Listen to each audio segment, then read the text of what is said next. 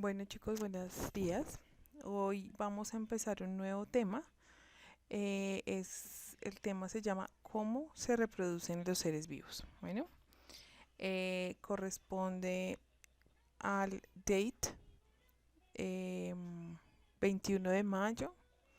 Topic, ¿cómo se reproducen los seres vivos? Como skill vamos a poner determinar las características del proceso de reproducción. ¿Listo? Entonces vamos a empezar con la definición de qué es la reproducción. La reproducción es un proceso biológico que nos permite mantener la vida en el planeta. A través de eso va para todas las especies de seres vivos. ¿Listo? Gracias a que se producen nuevos seres vivos con las mismas o características semejantes de los progenitores o los padres. ¿Listo? Los organismos que pertenecen a la misma especie se reproducen entre sí. Entonces, digamos, perro con perro, vaca con vaca, hombre con mujer. ¿Listo? En los organismos, la reproducción permite reemplazar aquellas células que cumplen su ciclo, como en el caso de las células epiteliales que recubren el cuerpo humano. Recordemos que nosotros constantemente estamos perdiendo células de la piel, porque estas células se van renovando y van creciendo capas nuevas de piel que nos producen la protección de nuestro cuerpo. Estas células, pues, a medida que van muriendo, van saliendo de nuestro cuerpo. En otras ocasiones se reemplazan las que sufren lesiones temporales o permanentes. Por ejemplo, la desnutrición. También es necesario producir nuevas células cuando crecemos. ¿Listo? Entonces no solamente cuando la piel las células de la piel terminan su ciclo mueren, sino que también vamos reproduciendo, las células se van reproduciendo a medida que vamos creciendo, porque nuestros órganos van aumentando de tamaño, nuestros huesos, nuestros músculos van creciendo. Eso también es una reproducción. ¿Listo? Todo este nuevo material celular se genera por un proceso llamado mitosis, que en general se producen células hijas iguales a la célula madre. La mitosis es un proceso de reproducción celular. De una célula salen dos células con las mismas características que la célula madre. Aquí vemos entonces la mitosis. La mitosis consiste en varias fases. La interfase, que es la fase en la que el material del ADN en el núcleo de la célula se empieza a duplicar. ¿Listo? Esta duplicación se hace en el núcleo. Empieza a crearse cromosomas, como lo vemos en la profase. Acá en la profase empezamos allá, ya aquí se duplicó, entonces se empiezan a formar los cromosomas, la membrana nuclear empieza a desaparecer, los cromosomas empiezan a alinearse en la línea ecuatorial de la célula, desapareciendo el núcleo en la metafase. En la anafase, esa duplicación que vimos acá de todo este material nuclear se empieza a separar, los cromosomas se empiezan a separar y se empiezan a ir hacia un extremo cada par, como lo vemos acá en la anafase. Finalmente, en la telofase, la membrana nuclear se invagina, o sea, se empieza a estrechar en el centro, empieza a volverse a ver la membrana nuclear, y así finalmente se crea de una célula dos células hijas. ¿Listo? Esta se llama mitosis, una forma de reproducción celular que es la común en nuestras células. ¿Listo? Entonces tenemos formas de reproducción para esta primera etapa, primera parte de nuestra clase. Vamos a ver la reproducción asexual. Esta forma de reproducción En esta forma de reproducción, un organismo unicelular o pluricelular puede dar origen a otro organismo. ¿Listo? La descendencia se caracteriza porque se identifica al progenitor, ya que posee una copia idéntica de una información genética. O sea, es solo un organismo que da origen a otro organismo.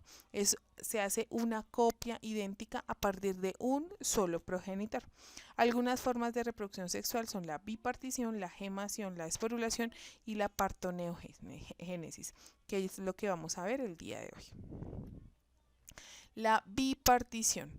La bipartición pertenece a la reproducción, es el proceso de reproducción característico de bacterias, protozoos y algas. ¿Listo?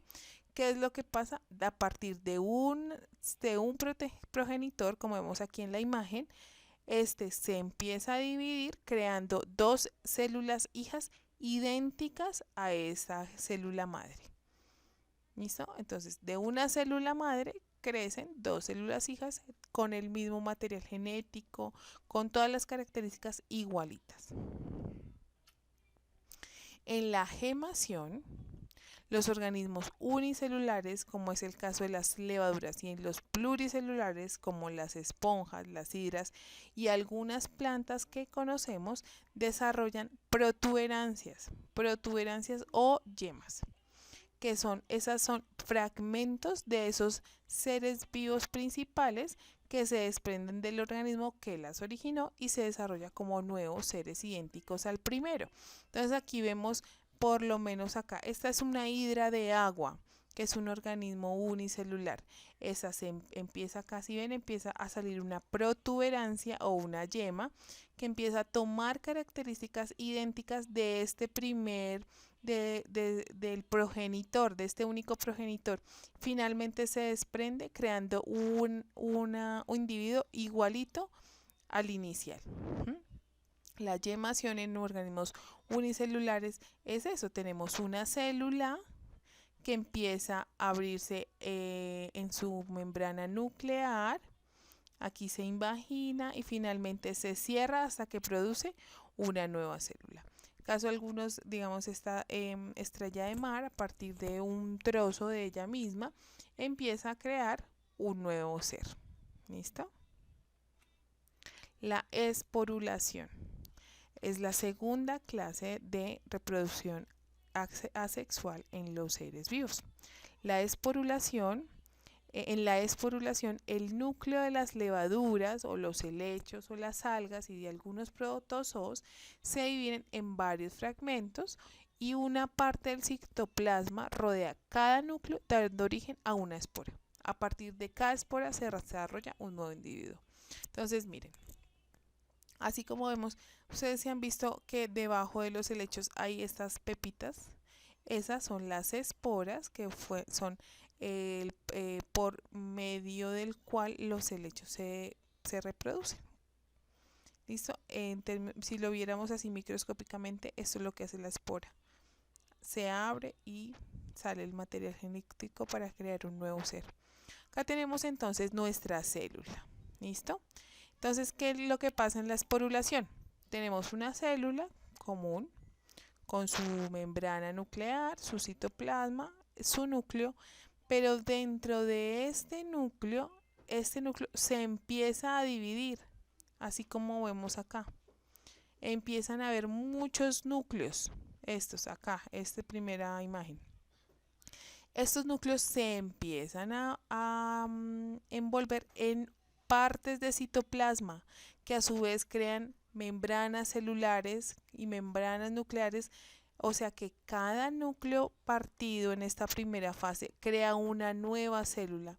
Finalmente, la célula original se abre su membrana nuclear, crea un espacio por donde salen estas nuevas células creadas y así es que se reproducen a través de la esporulación, crean esporas. Tenemos la partoneugenesis. En la partoneugenesis, en el caso de las abejas, estas son capaces de producir nuevos individuos a partir de óvulos sin necesidad de la fecundación de un espermatozoide. ¿Listo? Entonces, aquí vemos una imagen de una abejita. Entonces, la reina produce huevos sin fertilizar y produce una cría que nace macho. ¿Listo? Después, eso en el tema de si fue como en la reproducción asexual. También ellas se pueden reproducir de manera sexual, pues esta es la segunda parte de nuestra imagen, pero por ahora nos vamos a quedar solo con esta imagen.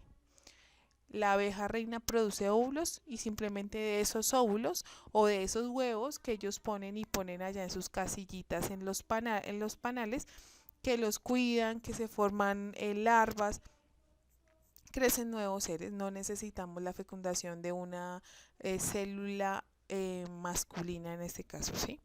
También puede ser a partir de algunas lagartijas. Hay especies de lagartijas en las cuales se han extinguido los machos y las hembras se reproducen por partoneugenesis, por lo cual todos sus integrantes son clones iguales, es decir, son igualitas a la primera individuo que les dio, de los cuales salieron. Son óvulos que no necesitan fertilizarse, sino simplemente de ahí crecen nuevos seres de igualitos al primero. Chicos, entonces hasta aquí nuestro tema de reproducción, nuestra primera parte de reproducción asexual. Por favor, recuerden que este tema es para que lo revisen, lo pasen a su cuaderno, los apuntes que ustedes requieran que son importantes y nos vemos en la siguiente clase. Un abracito para todos. Chao, chao.